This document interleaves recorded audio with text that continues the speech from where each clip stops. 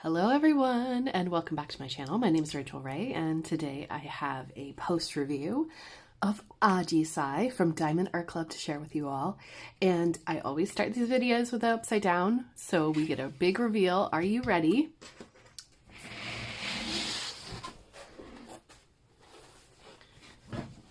Ta-da!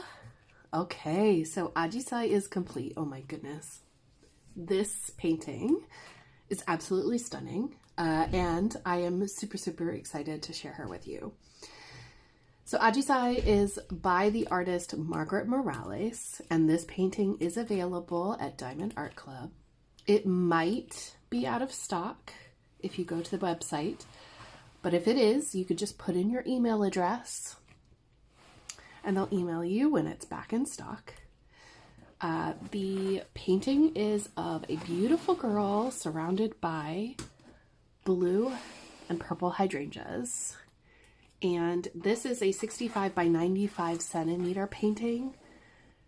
It was started in April, I believe at the start of April. And I worked on it on and off all summer. And decided that I would keep this as my focus piece for the Winter with DAC event that I started with my friend Stephanie on November 1st. And since then I have completed the whole thing. And I did manage to finish it before the end of the new year, which is so exciting. So just a couple stats. This is a square drill kit. It has 59 colors. And it does have ABs and fairy dust diamonds. The unboxing I will have linked up in the eye if you would like to see the painting unboxed and see the colors individually. But the effect that it gives is absolutely stunning.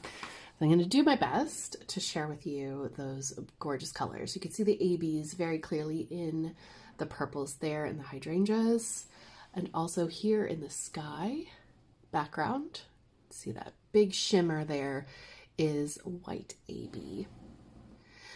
My favorite areas, obviously her face. Getting her face completed was a huge bonus. I love the background as well. And the kimono was such a dream to work on. A lot of this is just color.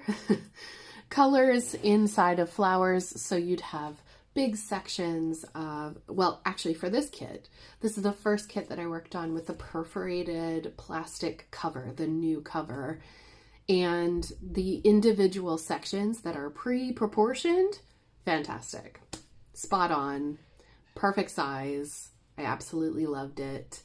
But what it meant was that because they were a bit bigger, I was actually working on chunks of flour at a time, and especially at the end here, down at the bottom, these sections with all of these flowers, it felt like I was doing a jigsaw at the end because there isn't very much definition. And so it just kind of felt like a puzzle.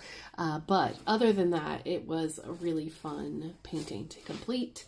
If I had to put this in one category or the other, I would say this is mostly a color blocking pattern or diamond painting. Not pattern, much of a muchness, but there is a lot of color blocking. There are areas of confetti, mostly in the flowers, but it wasn't disrespectful. I didn't have to single place at all. There's mostly just 2s and 3s together in the most dense, color heavy areas. So still color blocking in my opinion. The ABs on this kit are a little bit larger than the other drills. And these are all brand new diamonds from Diamond Art Club. They are making them in their own warehouse. They're not getting them from a different supplier. So they do fit the grid perfectly. But I would say that for these paintings that were purchased last year or, excuse me, earlier this year, excuse me. No, it is 2025. So earlier last year, coming into through the new year, you may want to place your AB diamonds first to avoid any overcrowding. One little piece of advice that I could give anybody that's doing this kit is that in the background area here, I'm not sure if you can see this in the camera because you cannot really see it from a viewing distance, but there is gapping happening in these areas because I used a very large multi-placer. I used a 15 placer in the top left corner, and you can see it when you get really close because I was careless with my placement. If I could do this again, if I could start over, because I usually start in the upper left. What about you? Where do you start on your painting? I start on the upper left. That first whole block was basically one single color. I used a very large multi-placer and I regret it. I would recommend for the creamy colors to use a single placer or a smaller multi-placer and really be careful with your placement there.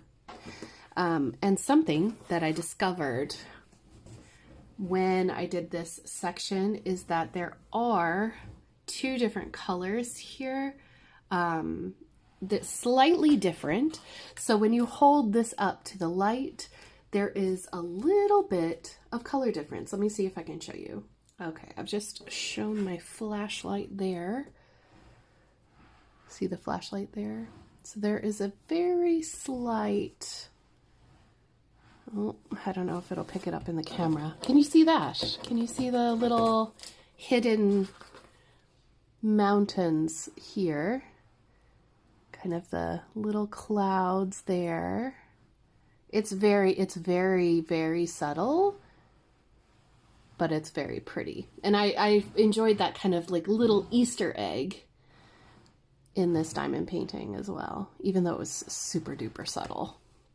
I'll actually keep the flashlight out so that I can show you a little bit of the sparkle going on here because I think it's important to capture just how beautiful and sparkly this painting is, especially in low light areas. You can see the light dancing off of this painting.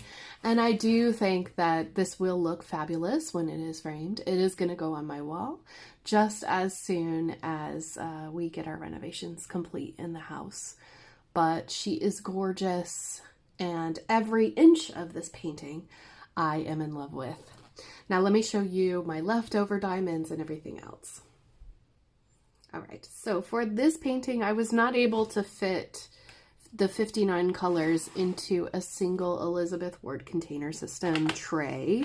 I had these little containers floating around the whole time, which was quite annoying for me. So I would say that if you're doing this, just be warned, it will not fit in one tray. You will need two. I think that for this painting, the Harbor Freight containers would work super well. Or if you have one of those large kind of art dot type binder systems, that would be incredible for this because there are just a lot of diamonds. And if I hadn't been so focused on getting it finished, I would have probably lost a color or two. And there were times where I was afraid that I was about to lose my colors because they were just floating around on my desk the whole time. So I have plenty of each color to finish the diamond painting. I did not run out of any kind of diamonds. I did find that they were very staticky. So in each of the containers, I added a small piece of dryer sheet to combat the static. That's my helpful tip about static. I haven't tried the freezer method. I just pour them out onto a dryer sheet and then I pour those into the containers and make sure that I put the little piece of dryer sheet in with them so that in future they will not stick to the sides of the container. That's just how I do it. Eventually you can take them out if you like, because the diamonds will stop being staticky at some point. But unfortunately these containers do quite still like trap in all of the static. But other than that, it was blast. it was a breeze. I have plenty of leftover diamonds. In some cases I used release papers, and that did not affect the glue at all. So you can use release papers on this painting, no problem. And yeah, that's pretty much it. That is everything. It did take me quite some time to do this, but like I said, I was working on other projects as well. This was not my only project, and I'm not monocraftual. So I do cross stitch and knitting and crochet and other things as well as diamond paint. But I think that with a concerted effort, you could get this done in 2 months, no problem. And even quicker if you are diamond painting every single day and not doing any other craft. But I love the detail that's going on in the kimono. I love how it mirrors the flowers as well. And I mean, that is down to the artist, but the rendering of this is also incredibly beautiful. It is exceptionally vivid compared to the, well, first of all, the grid that's underneath of it. I didn't realize how bright and bold the colors would be compared to the grid. So do not base your expectations on the glue that's underneath and the thing that's printed at the bottom. It is quite bold and beautiful and very, very fun to work on. So if you have any comments or anything, please leave them down below. I thank you very much for watching this video. I hope it's helped you make your decision whether you want to purchase this or to start it yourself. I definitely love this piece, and I am so glad that it is ready to be framed. I hope that you all take care and stay safe out there, and I will see you soon in my next video. Take care, everyone. Bye.